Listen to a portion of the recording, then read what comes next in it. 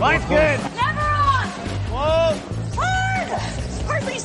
Come on, Brent. Line's good. Got real close. The hair high, right? Try and hit 2/3. Have they saved it for her? Yes, they have. Ooh, welcome to Game of Stones, everybody. I am Sean Graham. Scott alongside, as always. Hello, Scott. Sean, hi. It's that time of year again. Yeah. Do you know what I'm talking about? Yeah, it's a time of year everybody looks forward to.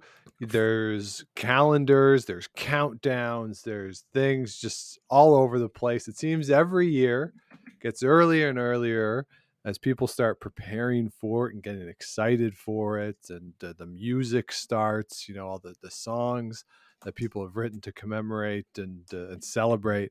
And it's just a wonderful time of year.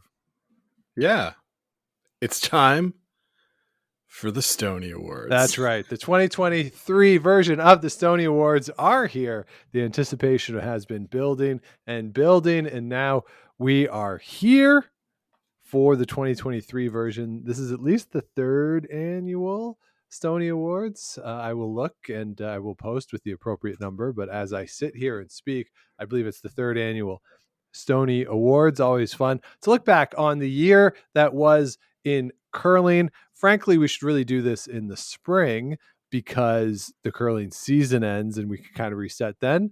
But it's the end of a calendar year, and this is a fun time to look back and see what happened this year. And because we can kind of bridge between the end of last season, the start of this season. So as is our wont, we have 10 awards for the Stonies. There are the signature categories that we will do at the end that are the same every year. And then we change up some of the preliminary categories based on what happened this season. So, Scott, let's get it started. And we'll go bottom to top on the list we have with the departure of the year. We were just talking about this before we started to record. And obviously, after the Olympics, there were a lot of departures. So the 2022 version of this award was pretty stacked. And I believe we ended up giving it to Cheryl Bernard, which drew the ire of some. But hey, that's cool. Anyway, I feel like we felt the departure of Cheryl Bernard last season, or this year. But Scott, who do you think was the departure of the year for the 2023 curling year?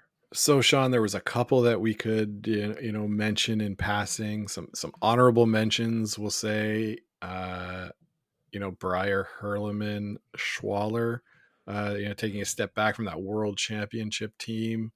Colin Hodgson announcing his departure from the game, but in the end, we decided that it was Darren Moulding taking a step back and having a very long interview with our friends at Two Girls in a Game podcast, revealing a lot of things about himself and about his time in the spotlight as a high-level curler in Canada.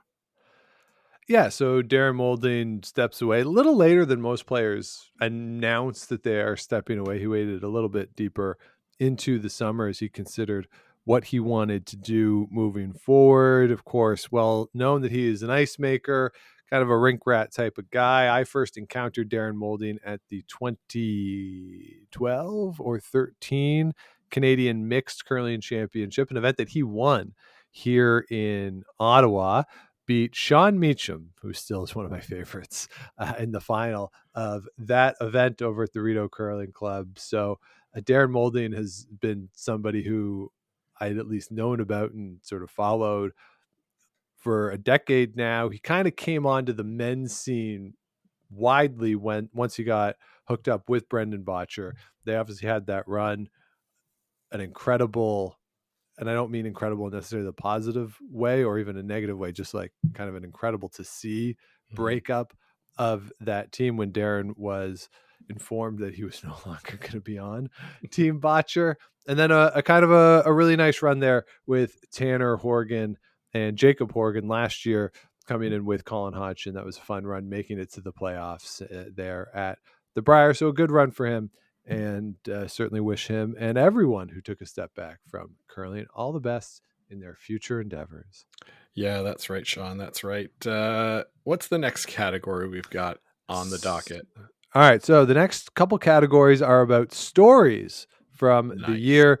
And the first category is the most underappreciated story of 2023 in the world of curling. There were a few of these certain things that went under the radar or things that might be significant changes, but we don't necessarily know yet. But the one that's got, I think, hasn't really gotten too much attention, at least in a North American perspective, is the return of China to the world stage in a big, big way. They were forced to go into the Pan-Continental B side. Both, of course, and unsurprisingly, made it up to the A. So they'll be in the A next year.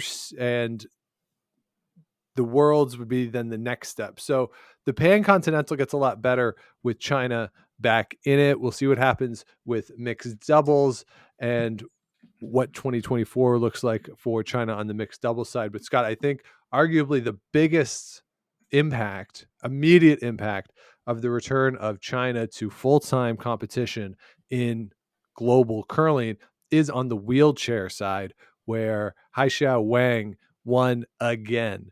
And he just wins and wins and wins. That's all he does. He's the DJ Khaled of curling in the wheelchair discipline. He is very, very good, and a very strong performance for that team. 3 consecutive world championships in which they have played, and consecutive Paralympic championships for them. So that's the immediate impact. It'll take a little longer on the 4-person side and the mixed double side to see what happens. But I think China being back in competition is a really significant story that didn't get too much play, at least again in North America. Yeah, exactly. Having China back is definitely going to boost the quality of that Pan-Continental Championship.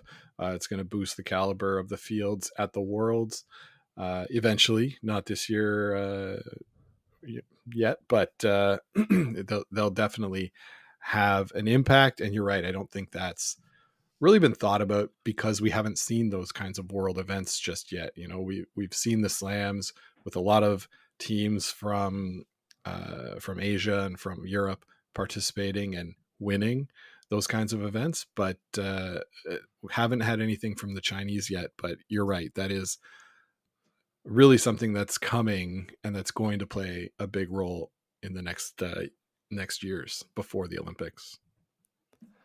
Yeah, so we'll see how this all plays out. But yeah, it's a significant change in the landscape from what we've seen post-pandemic or really since the outbreak of the pandemic, I should say. And they were there, of course, for the Olympics and the Paralympics there in China. But in terms of traveling, competing, the return of China, I think a story that has gone underplayed.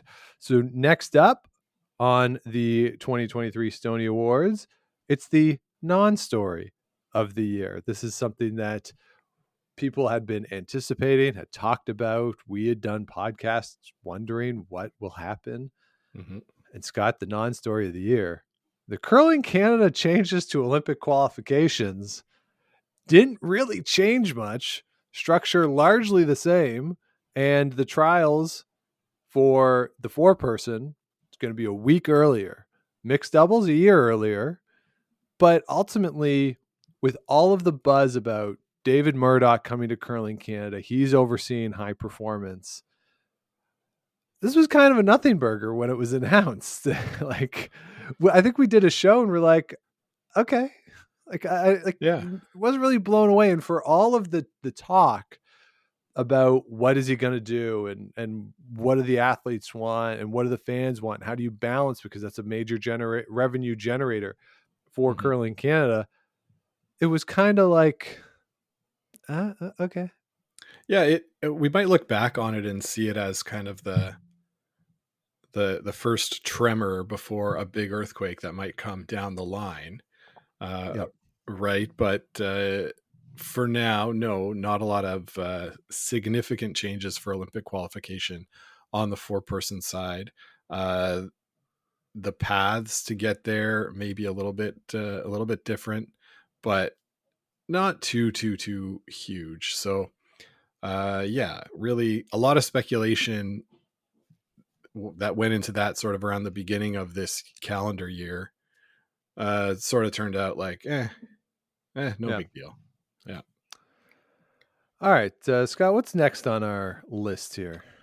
So I think we're going to go with another biggest story. So we're still on the story theme.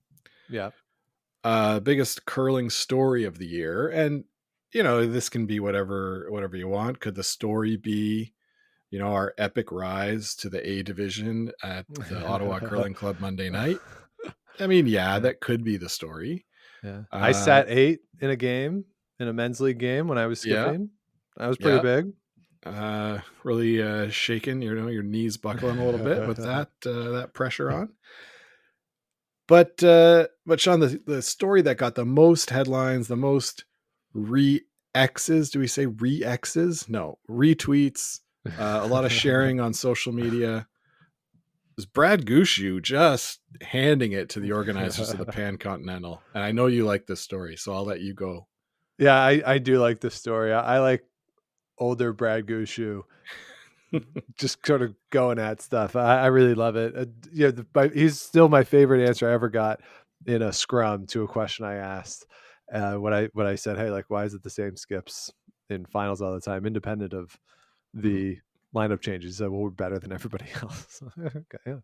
That kind of sums that up. So Yeah. I do kind of like it. I think some of the things he was saying from somebody who doesn't compete competitively and literally gets to the curling club 15 minutes before the game, gets changed and gets on the ice, when he's talking about the amount of space to warm up and all that, like some of it just seemed over the top and like, what are you complaining about?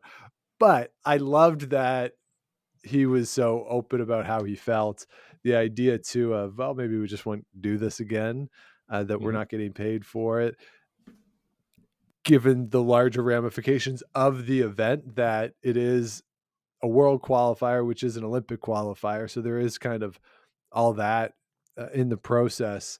So it was interesting that the idea too, even going into it, he said, I don't really like playing in curling clubs. And there's something about a curler just being like, I don't like playing in curling clubs. That's where the sport happens, like for 99.9% of participants. So I don't know. I really did like this story because some of it I understood and was like, I understand where he's coming and agree with. Some of it I felt was a little over the top and the complaints. And that's kind of why I like it, that you could listen to what he's saying and think, okay, take it easy, Brad. And other parts be like, yeah, go Brad, like within the same like 5-minute discussion. Yeah, there's there's something like, imagine an NHL team goes into a small, community rink with locker rooms designed for 5-year-olds. Right. They famously, I think, used to do that. I don't know if they still do with the Hockeyville, and they renovate the whole arena to make it better because the implication is that it's terrible to begin with. So yeah, I can kind of see Brad saying, oh, at curling clubs, there's not enough room. The ice isn't as good.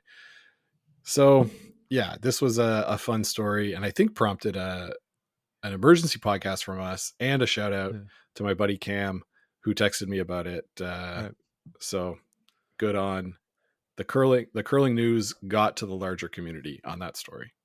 Yeah. And got some pretty wide attention on that one. Yeah. We did a kind of an emergency show. That curling show did essentially an emergency one too. Like, yeah, I think it really was the story of the year. And I will also say, Scott, with this being the story of the year, unless I am forgetting something, which is very possible, if not likely, if you look at our stories of the year from the other times we've done this, and even when they weren't the Stonies, I think we just did a year in review, I'm thrilled that this is the story of the year, right? Because we have had some that have been more difficult to talk about, and things that either don't reflect well on the sport, or things that have been just tragic, right? When we think, I think it was the first year we did a year in review, like there's just stuff in there that isn't, like, as sad as I say, tragic and difficult, and for this year, to the best of my knowledge, to be relatively light. So that's been kind of nice. And a story of the year that is Brad Gushue upset at the World Curling Federation, I think reflects well, I think, generally on what happened across the sport this year. Yeah, definitely, Sean. Definitely a lighter side of the game of curling. Definitely. All right, so let's move on to what I have labeled, Scott, the False Hope Award. And this is the award for the thing that happened that we thought would be awesome and turned out to be a nothing burger. It kind of fits into the non-story of the year, but this one is a little different because it felt like it'd be a material change for the better for everyone, right? The Olympic qualification stuff was kind of stuff to talk about, and like the players probably thought it'd be something. This is something that when I think every curling fan heard about, they thought, yes, this is great. And then it turned out that the rug was just straight up pulled out from under our feet, and we all collectively did the cartoon 4 flips in the air and landed flat on our face. Yeah. And you're right, Sean. Like, so this is the recast bankruptcy. Yes. And the hope that that the World Curling feed would be back on YouTube on something that almost everybody can get on their TV pretty easily. And so we were like, oh, great. No more recast. Yeah. But wait, it gets better. Recast has just been like absorbed into some other company. It's still the same thing. It's still microtransactions. You got to like pay. Well, you got to pay to watch, which is really annoying. It's not even a lot. What I find most annoying is that because there's 4 games on it at a time, or sometimes 5, and they do provide telecasts of all of them, which is amazing. I want to dip in and out of each game, but I have to spend 100 credits to watch one. Yeah. And then if like that game turns out to be bad and I want to switch to another, I have to pay another 100 credits. And it's not a lot of money, but and you can get it from watching ads, but I've tried to get it watching ads.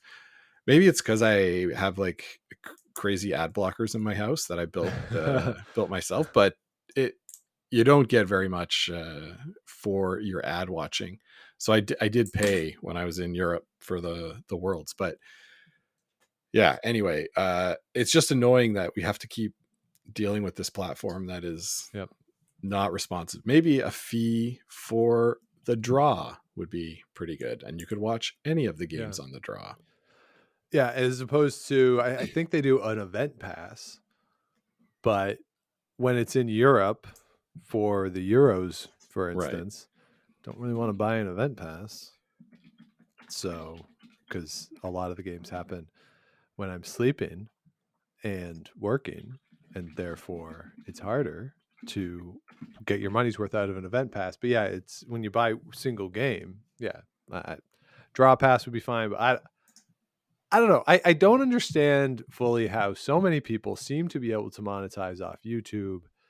Yeah. The World Curling Federation cannot, but I'm not an expert in these things. There's YouTube millionaires, right? And all they do is like do a little promo at the beginning or end. Yeah. So I don't know, but it is what it is. So that is our false hope of the year. Cut to our ad break. Yeah, let's take a break. Scott. Yes. What do we use to record this fine audio program? Well, Sean, we always use Zencaster, my favorite podcast recording platform. Yeah, me too. I really like Zencaster. We started using it a few years ago. I think start of the pandemic. Actually, Ryan from Rocks Across the Pond turned us on to Zencaster because we were using Skype and recording on Skype, which presented editing issues because you get the whole Skype call, not just what you want to record, what you want to have on your show. The audio is not as good because with Zencaster, you're getting the input from each person, whereas on like a Skype record, you were getting the one person side of it. So it didn't always sound great. So we love Zencaster. We've been using it for years. It gives us the video when we've done video, it gives us the audio, really good quality, really easy to edit, gives you post-production quality as well. Scott, by far the best recording stuff that we have used. And that's the truth. Yes. So we are part of the Zencaster family of shows and stuff, and we're very excited to invite you to try out Zencaster if you want to start your own show. Zencaster.com/pricing, and you can use our promo code to get a 30% discount from your first month of any Zencaster paid plan. Scott, our offer code might surprise you. It's What's Old is News, all one word. This is a joint deal because I also have the history podcast that is called What's Old is News. I use Zencaster for that show as well. And if you go back and listen to some of my early episodes, like early episodes, like 2013, 14 range, you can really tell the difference that Zencaster has made in the overall quality. So again, Zencaster.com/pricing, use What's Old is News in the offer code, 30% off any paid Zencaster plan. Again, Zencaster.com/pricing. What's Old is News if you want to sound great on your own show. I'm heading there now, Sean. Now, let's go to the lineup change of the year. Scott, this one is recent, and you know, I hate to be too recent on these things, but I do think this is the biggest lineup change of the season. Happened this past weekend at the Grand Slam. And that's Brad Jacobs returning to the skip position. Reed Carruthers playing third. Don't know if this is going to be permanent. When they announced it, they just said it would be for the weekend, but we'll see what happens. I think that the team would be better overall with Brad Jacobs as the skip. He has demonstrated himself to be a very, very good skip. If you're unfamiliar with Brad Jacobs' history as a skip, look in our past episode, the one we did before this one, and you can listen to us talk about Brad Jacobs as a skip for a whole hour. So I think, Scott, that if they keep this lineup going forward, biggest change of the season we saw with the McCruthers thing 5 years ago now, that having Mike McEwen land eventually in the skip position, Reed at third, that was the best formation of that team. I would think that the same is true with this lineup as well.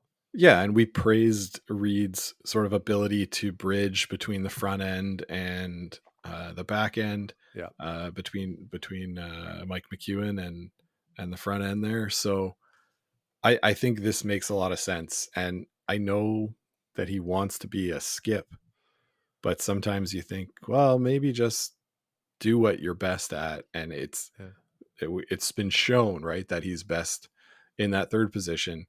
You talk about they made that change this weekend, Sean, this past weekend. They beat Joel Returnes in their first game. They beat Bruce Mowat. So, lost to Returnes again in the playoffs, but it seemed to be the right steps moving forward, and we'll see how it plays out over the rest of the year. But I do agree. I think this is the biggest change. Yeah, and to be honest too, there weren't that many lineup changes. Well, I general, guess you could say Rachel Homan's throwing last rocks again, and she was all right.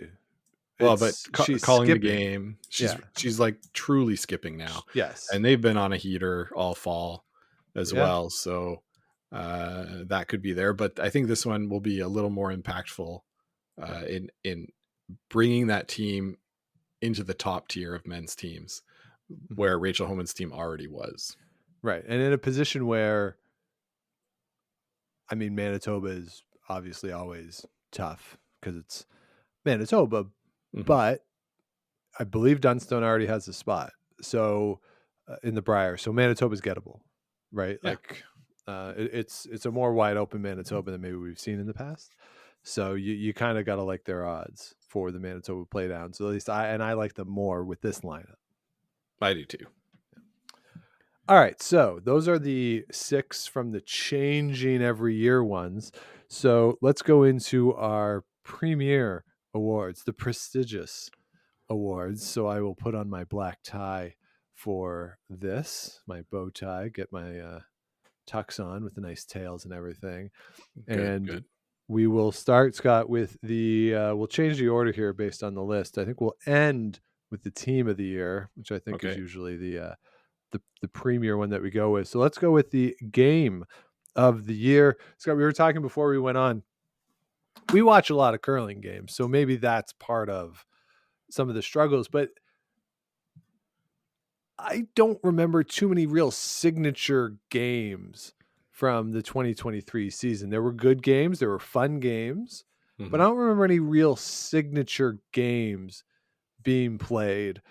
Whereas in other years, I can remember games like this might be the hardest game of the year award that we've had to give out in the years that we've done these things. So yeah, there's nothing that super stands out, but how do you think of the games that we saw?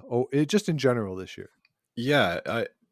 When I think of the game of the year, I think that Kathy O against Jennifer Jones at the Scotties, right, was such a good game. I think that semifinal Botcher against Dunstone, where Botcher made that angle raise to win, and Dunstone looked like he was just defeated, like just like what the hell, like that kind of game, right? Or Simmons Jacobs final.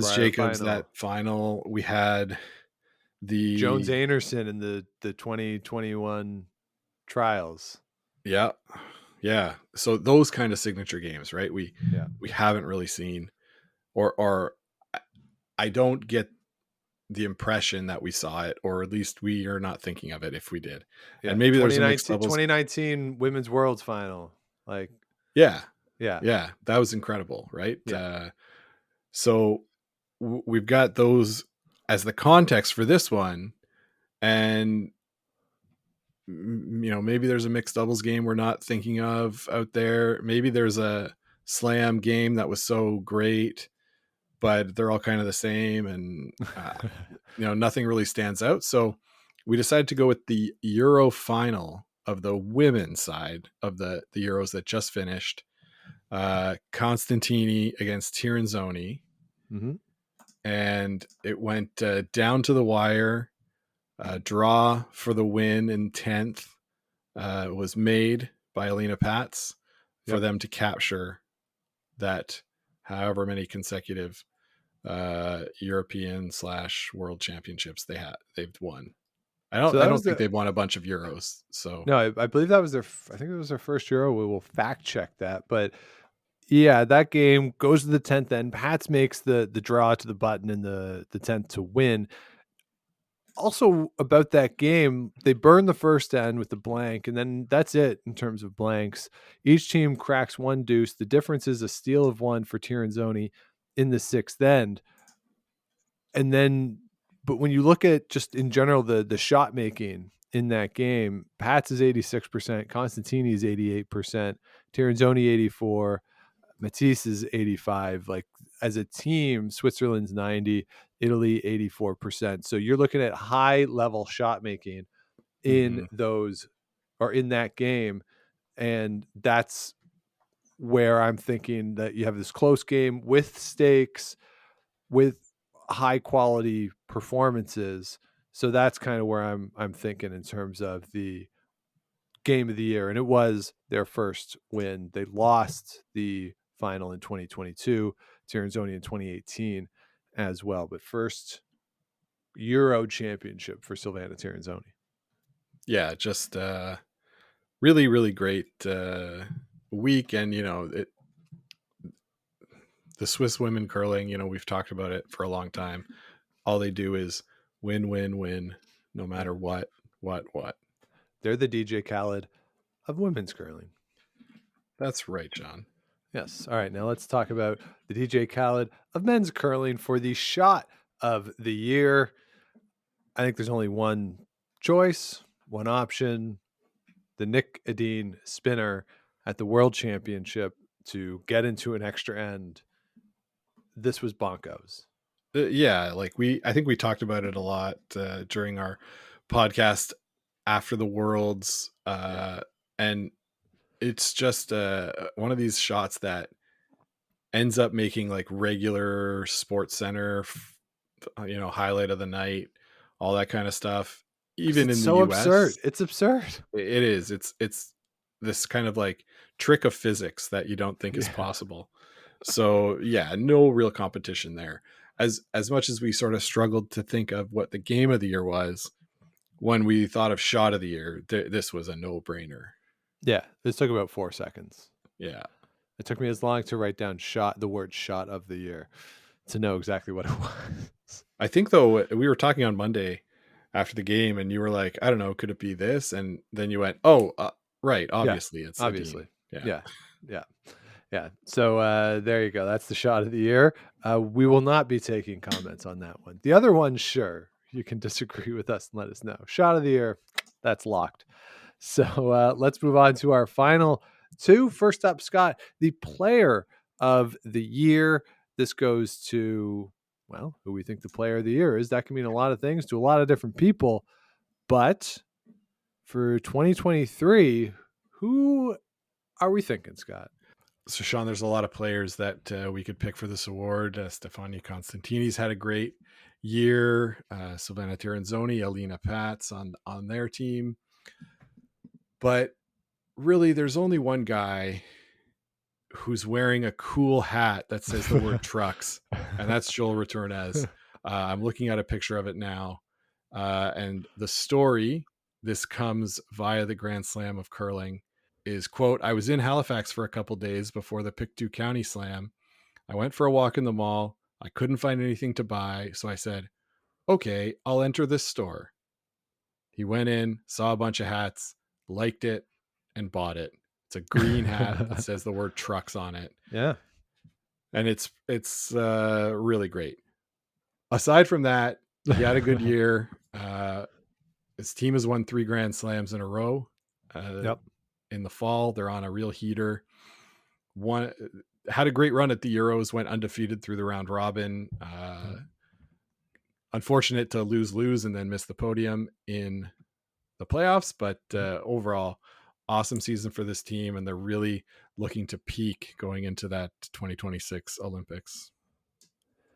Yeah, and that's really what the focus is for the Olympic, or for the Italian curling folks, and going into those 2026 Winter Games, which at least curling will actually be taking place in Italy. So that's nice that they'll have the home crowd there. And yeah, they didn't medal at the Worlds this year, but they did get the undefeated run there at the Euros, as you said, Scott. But it's, again, maybe recency bias that they've won the 3 slams on the men's side. They also won last year's Masters, so they're back-to-back on that one. So I think it's really this ascendancy of Retornez that for us makes him the player of the year. And for 2023, obviously, but looking forward and what the expectations are going to be for this team, they're high now. Like they're high. Like bronze at a Worlds is no longer, hey, like good job, Italy. It's like maybe a little disappointing. Yeah. I think they're expected to be on the podium, and that's not something we would have said a year ago. All right, so let's go to our most prestigious award of the year, and that, Scott, is the team of the year. Some great candidates here, but frankly, there's really only 2 nominees on this one, and it's the 2 teams that did the World and Euro double for 2023. We could almost do co-winners of this with Silvana Tiranzoni and Bruce Mowat, both of whom pull those doubles. Tiranzoni, another world championship. we're going to give it to Bruce Mount based purely on this one little thing. It's the same team. With Breyer, Hurlerman, Schwaller stepping away from the team, with that little lineup change, that puts them, like, if this was a ranking out of 10 for, or it was a vote out of 10 or something for who wins, Mount gets 10 points. Tirinzoni gets like 9.8. I don't know. Yeah. Or I don't know. That maybe that's disrespectful to the second position, but you know what I mean? Like, because it's the same four guys who did both, whereas on the women's side, different lineup in the Euros than in the Worlds, we're giving it to Team Mount with a very high honorable mention with distinction for Team Tirinzoni. Absolutely, Sean. This team, juggernaut, won the Worlds, went on to win the Euros this fall. Just one of the best, one of the top teams in the world. Someone that we expect to be on the podium at every major international event they're at. Somebody who we also expect to make the playoffs at every slam, which I don't know if that's a good accomplishment or not, but it's something. And just they're going to be there again for a long time. They're a young team, and just sort of at the top of the sport. They'll be around for years to come. So congratulations to all our winners. Congratulations to all our nominees. It's just an honor to be nominated, even though we didn't go through who the nominees were. So there you have it. The 2023 Stoney Awards. You can let us know if you agree with those picks, with the exception of the shot of the year, because if you disagree with that, I don't know what to tell you. But on the other 9, if you disagree, you can let us know. And reach out, Game of Stones Podcast at gmail.com, on the socials at Game of Stones Pod, Game of Stones Podcast on Facebook. Head on over to GameofStonesPod.com for all past episodes and a link to the merch store. And of course, do subscribe wherever it is you get your shows, likes, rates, comments, all that good stuff. Helps other people find the show as we head into 2024. One left for 2023. If I can cut it all together in time, that is the plan. So should have something for you. It won't be it's not going to be totally new. I'm going to try to put together a best of for the week between Christmas and New Year's.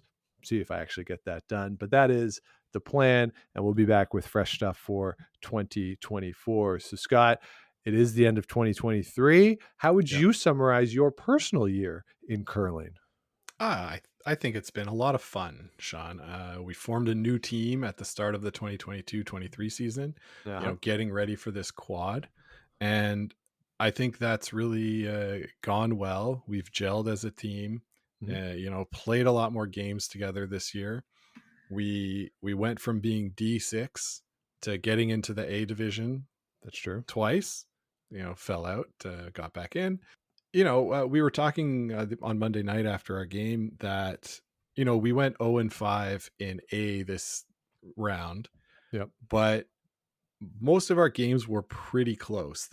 We lost by 5 one night I wasn't there, and we lost by 4 on Monday, which didn't feel particularly close. Like, I think we got it down to 2 on Monday. Yeah, that game was drunk. There was a lot of it was not great. Check our Instagram page for this. I posted a photo of the scoreboard. Yeah, it was pretty wild. But we thought that, like, the games were all really good. Like, we're hanging with that level. I think that's better than we did. We are. Better than we did before. Yeah, like our second foray into it, and the first time we went 1-4, and our 0-5 foray was better than the 1-4. Yeah, in terms of how the games went and the games we were in, and most of the teams are the same up there, and I think at least 4 were the same as the last time. So I think we had a pretty good run through it, and a better run through it than we did the first time. So no absolutely. So I think it's been pretty good. Sean, I know you keep stats on your personal curling. Yeah. Do you do that by season or by calendar year? The spreadsheet is divvied up by season, not by calendar year. But I will say that for this season, for the fall, definitely a lower winning percentage, and for me personally in games I've been in, than last season. But I agree. It's been a lot of fun. It's been pretty stable, I think, for both teams, and less games missed for me personally, with work thing last year that had to sort of, I just less shifting things around this season. So getting into that routine, I feel like I didn't play well through the early part of the year. I think it's almost like my year in curling is kind of two, sort of like I thought I was playing really well last spring, and the teams I was on, I thought were playing well.